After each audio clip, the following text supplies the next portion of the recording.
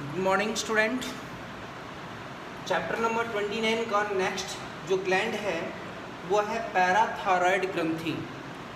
तो देखिए, इससे मैंने पहले वाले प्रीवियस वीडियो में एक हार्मोन बताया था मैंने आपको, कैल्सीटोनिन, और वो बाय मिस्टेक मैंने लिखवा दिया उसमें कि यह अवशोषण को प्रेरित करता है। क्या लिखवाया था मैंने?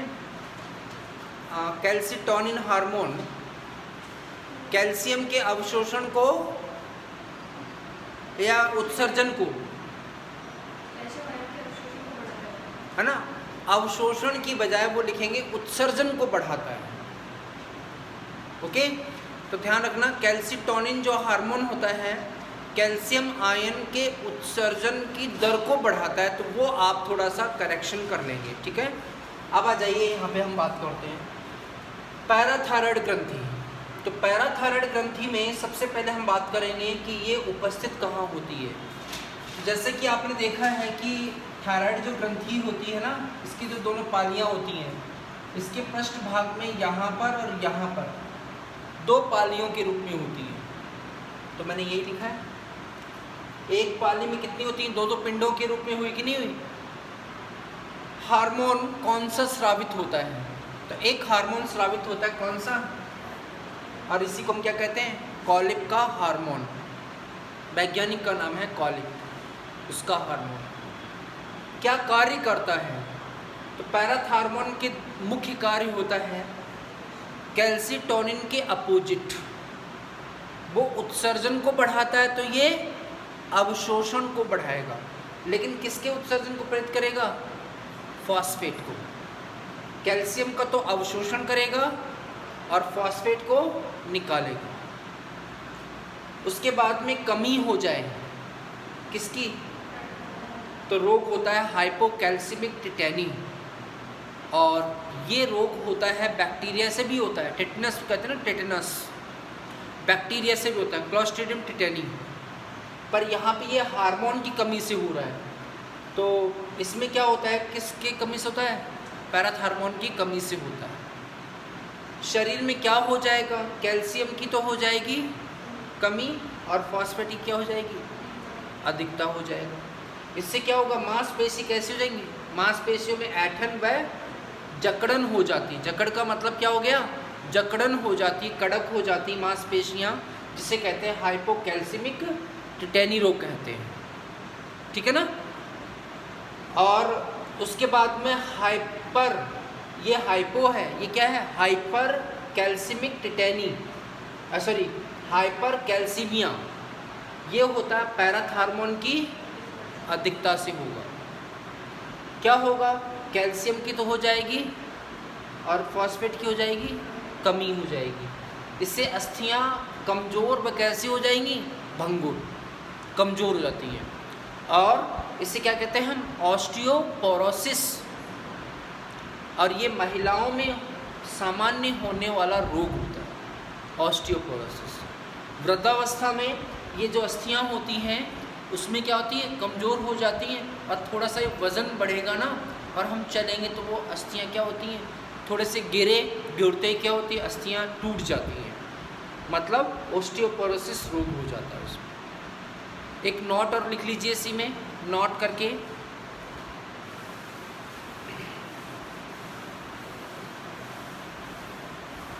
एक नोट में मैं आपको एक अलग से रोग दे रखा है, इसी से संबंधित है। ये है संपुटी तंतुमय,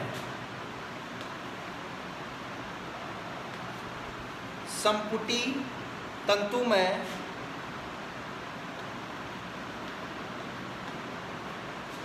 अस्थि विकृति।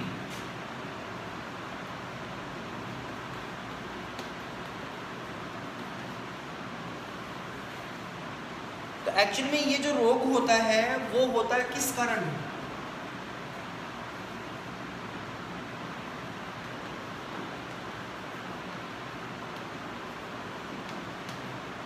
किस कारण होता है? कैल्शियम आयन की अधिकता से होता है। इस रोग में क्या होता है कि शरीर के कोमल ऊतकों में कैल्शियम जमा हो जाता है, कैल्शियम डिपॉजिट हो जाता है, जमा हो जाता है और वृक्क में पथरी बन जाती है।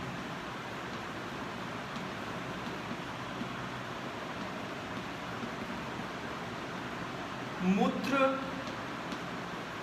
अधिक बनता है, प्यास अधिक लगती है। तो मूत्र अधिक बनेगा तो शरीर से जल की हानि होगी, तो बार बार क्या लगेगी, हमें प्यास भी लगेगी, ठीक है ना।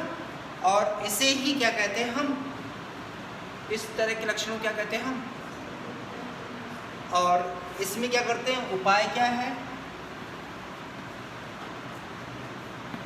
उपाय क्या है इसका, ग्रंथि के बढ़े हुए भाग को काट कर अलग कर देते हैं।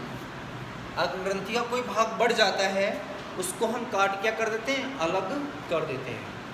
अब आ जाइए ग्रंथि नंबर 5।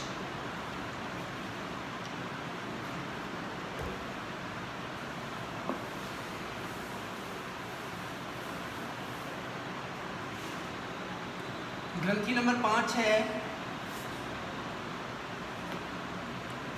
वो है थाइमस ग्रंथि।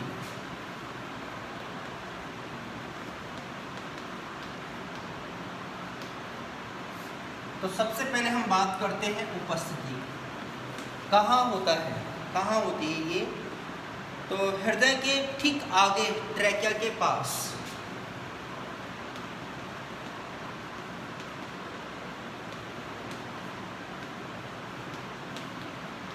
ट्रैकिया का मतलब समझ गए ना, श्वास नली, ठीक है।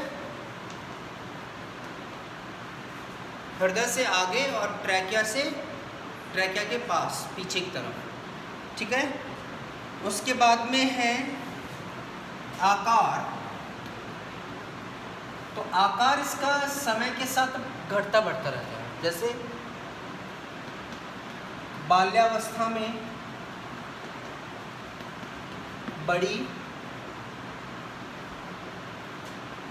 वयस्कावस्था में आकार छोटा हो गया तो मध्यम, और वृद्धावस्था में आकार कैसा होता है, छोटा हो जाता है। मतलब आयु बढ़ने के साथ साथ इसकी आकार की जो लंबाई होती है उस लंबाई में भी क्या आती है, कमी आती है, ठीक है ना। और फिर लिख लीजिए हार्मोन। तो कौन सा हार्मोन स्रावित करता है, तो ये थाइमोसिन हार्मोन।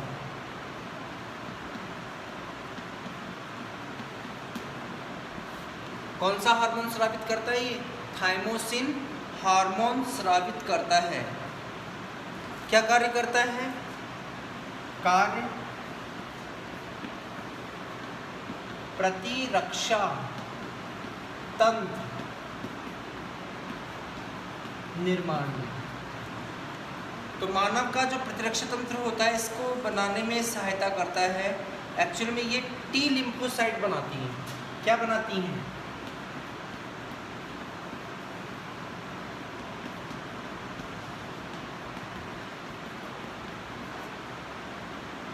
किसका निर्माण करती हैं, टी लिम्फोसाइट का निर्माण करती हैं। और टी लिम्फोसाइट हमारे शरीर में किसका निर्माण करती हैं, प्रतिरक्षा तंत्र का, मतलब रोगाणुओं को नष्ट करती हैं। यहाँ पे आप लिख लीजिए किसको नष्ट करती हैं,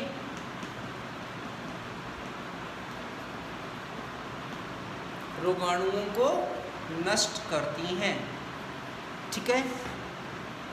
और कार्य अलग से दे रखे हैं, तो लिख लीजिए पहला कार्य, ये तो सामान्य कार्य हो गए। पहला कार्य वही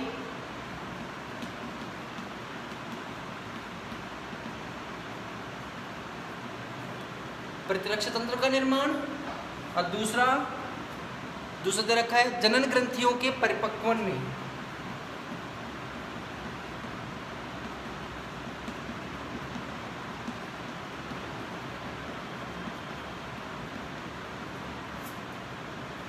जो जनन ग्रंथियां होती है ना, कौन कौन सी, टेस्टोस्टेरोन वाला हार्मोन जो स्रावित करती हैं, है ना।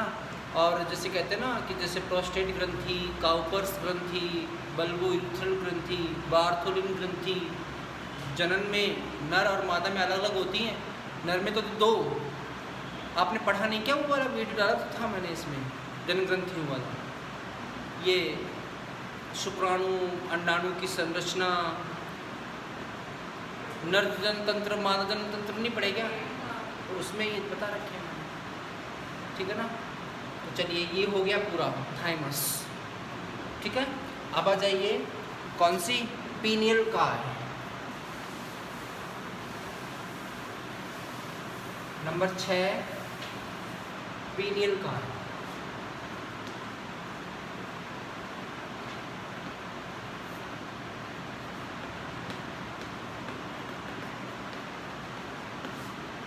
तो पहला उपस्थिति में देख लीजिए कौन सा है, कहाँ पर है ये होती है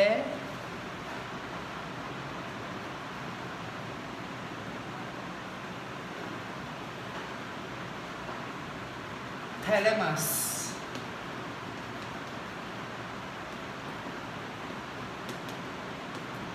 थैलेमस भाग में, मस्तिष्क का जो होता है ना, हाइपोथैलेमस और थैलेमस, उसमें होता है। अब तो सारे वीडियो आ रहे हैं ना उसमें, कल डाले थे मैंने 2 वीडियो डाले थे उसमें, तो देख लेना, ठीक है ना, देख लेना, सारे वीडियो देख लेना, तभी समझ पाओगे। थैलेमस में अब इसका हार्मोन का नाम, तो देखिए इसके द्वारा स्रावित होने वाला जो हार्मोन है वो मेलेटोनिन है।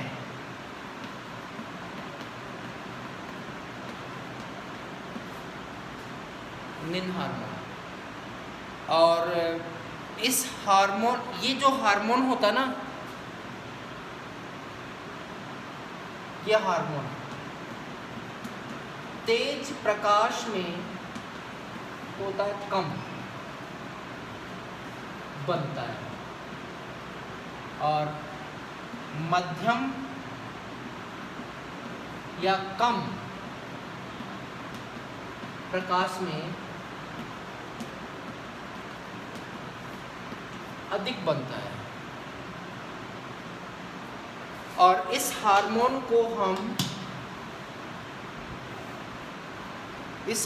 को हम लैंगिक जैविक घड़ी, या हार्मोन को तो नहीं कह सकते हम, ग्रंथि को,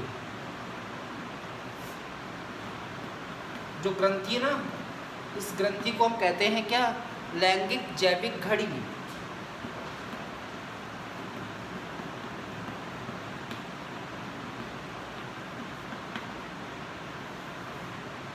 घड़ी कहते हैं। मतलब ये हार्मोन जो होता है वो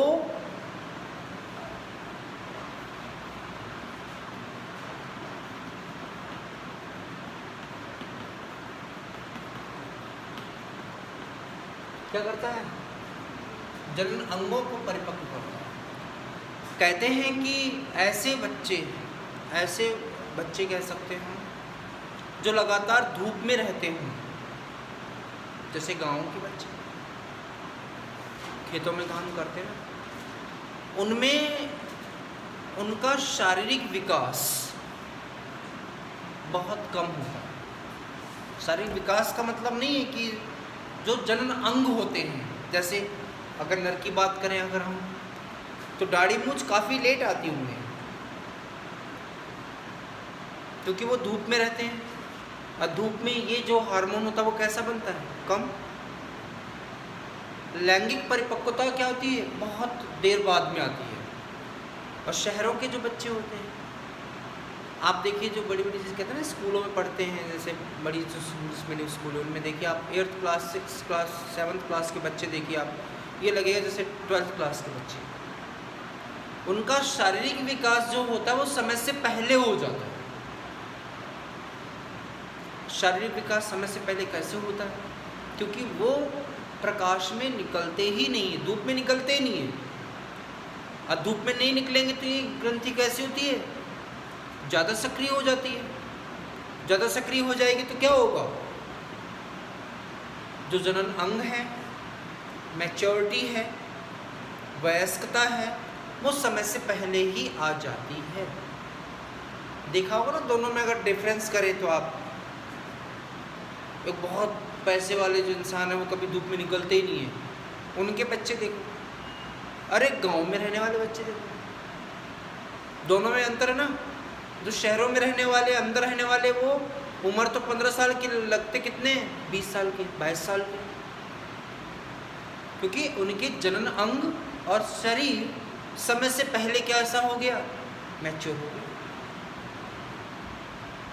और जबकि वही गांव में बच्चे होते हैं, धूप में रहते हैं, दुबले पतले, दाढ़ी मूंछ आती नहीं है ना। मादाओं में जो द्वितीयक लैंगिक लक्षण है उनका विकास नहीं होता, काफ़ी समय के बाद में होता है। तो ये सारा, तभी तो उसको बोला लैंगिक जैविक घड़ी, बायोलॉजिकल सेक्सुअल बायोलॉजिकल क्लॉक कहते हैं इसको। ठीक है ना, समझ में आ गया ना। तो यहाँ पे मैं लिख देता हूँ, अधिक प्रकाश में या कम प्रकाश में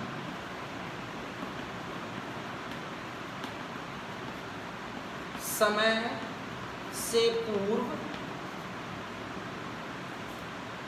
से पूर्व यौवन अवस्था आ जाती है।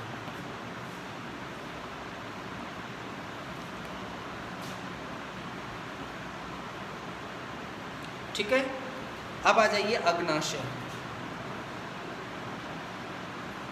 अग्नाशय ग्रंथि नंबर 7।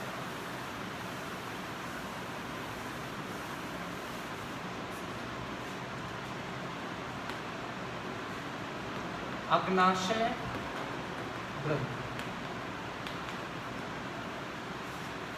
ठीक है, अग्नाशय ग्रंथि। तो देखिए अग्नाशय ग्रंथि का अगर हम देखें कहाँ पर होता है, तो आमाशय के पीछे उपस्थिति,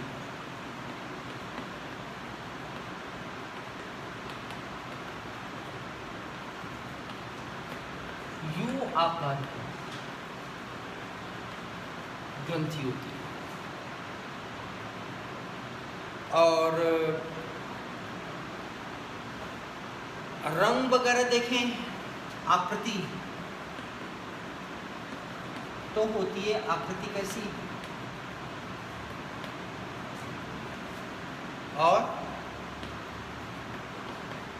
पीले रंग की होती है, हल्के पीले और गुलाबी, हल्का पीला और गुलाबी रंग का होता है। ठीक है ना। किस प्रकार की ग्रंथि होती है ये? ग्रंथि होती है किस प्रकार की, मतलब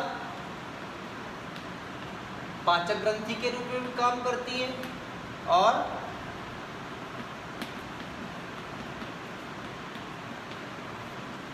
अंतःस्रावी के रूप में भी काम करती है। अब हमें पाचक ग्रंथि का कार्य तो करना नहीं है, हमें तो किसके रूप में काम करने की बात करेंगे यहाँ पे, अंतःस्रावी ग्रंथि के रूप में। तो यहाँ पे लिख लीजिए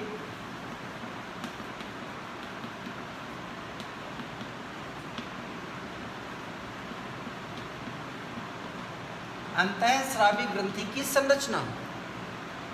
तो देखिए इसमें अंतःस्रावी ग्रंथि की जो संरचना की बात करेंगे तो इसमें दो तरह की कोशिकाएं होती हैं, एक तो पाचक जो पाचक रसों का स्रावन करती है, और एक अंतःस्रावी कोशिकाएं जो हार्मोन का स्रावन करती है। तो अंतःस्रावी जो कोशिकाएं होती हैं इन्हें कहते हैं लैंगर।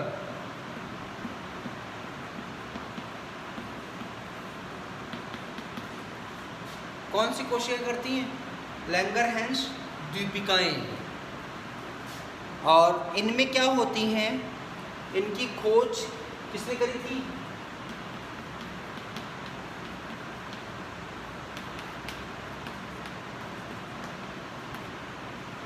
तो नाम क्या रख दिया? लैंगरहैंस द्वीपिकाएं। और इनमें 3 प्रकार की क्या पाई जाती हैं? कोशिकाएं होती हैं। कौन कौन सी होती हैं? पहला है अल्फा,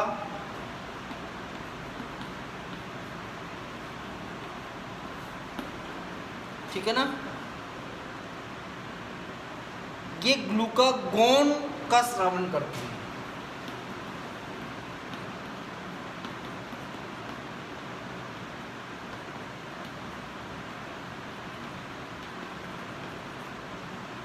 ग्लूकागोन हार्मोन का मतलब रक्त में ग्लूकोज की मात्रा को बनाए रखती है। अगर रक्त में ग्लूकोज की मात्रा कैसी हो गई? कम, तो रक्त में ग्लूकोज की मात्रा को बढ़ा देते हैं, है ना। तो यहां पे लिख देता हूं,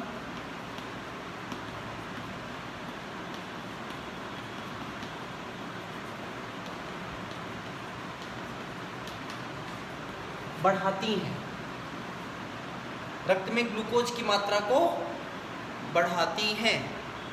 दूसरा है बीटा कोशिकाएं।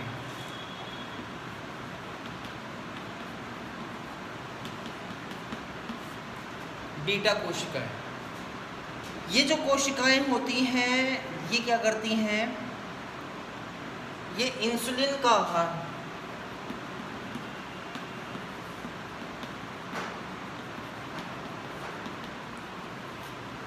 कौन सा हार्मोन क्या कार्य करती हैं?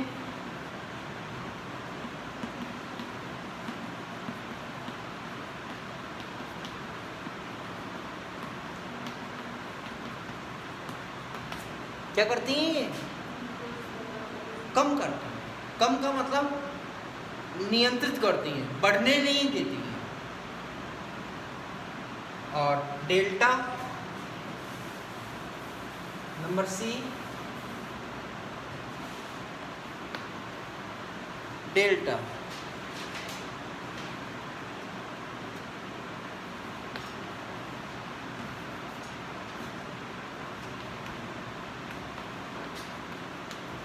ये क्या करती हैं? ये बनाती हैं सोमैटोस्टैटिन।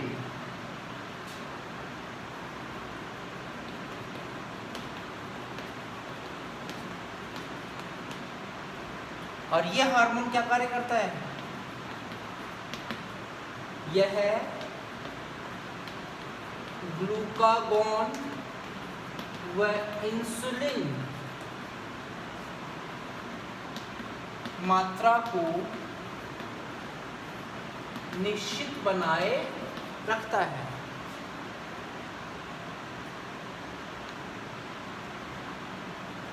ग्लूकागोन और किसकी? इंसुलिन की मात्रा को निश्चित बनाए रखता है। आज तक ओके।